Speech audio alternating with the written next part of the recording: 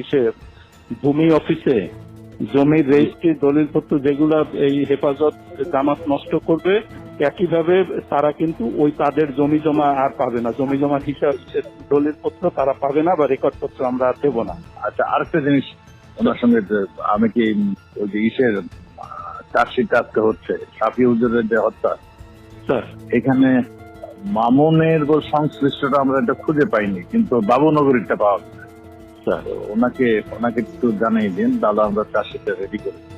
Your intelligence source যে এরপরে যদি কোনো AC land office, UNO office, থানা বা এই জাতীয় কোনো আক্রমণ হয়, তাহলে বিএনপি জামাত এবং হেফাজতের ওই নেতাদের বাড়িতে আক্রমণ হবে।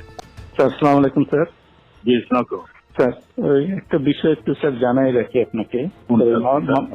মাননীয় প্রধানমন্ত্রী এখন একটা বিষয় আপনাকে জানাইতে বলছেন স্যার, সেটা হলো স্যার ওই সালখায় যেসব বিএনপি জামাতের নেতা আছে এগুলোকে অ্যারেস্ট করে ফেলা, যেভাবেই হোক কিছু অ্যাকশন এখনই ওই ওদের বাড়ি।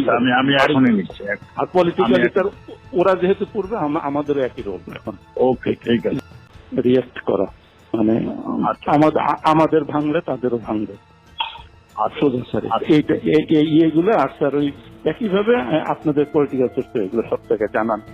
এই সার চাচ্ছে যে সালটায় যেভাবে হোক বেশ কিছু অ্যারেস্ট এখন হয়ে যাবে।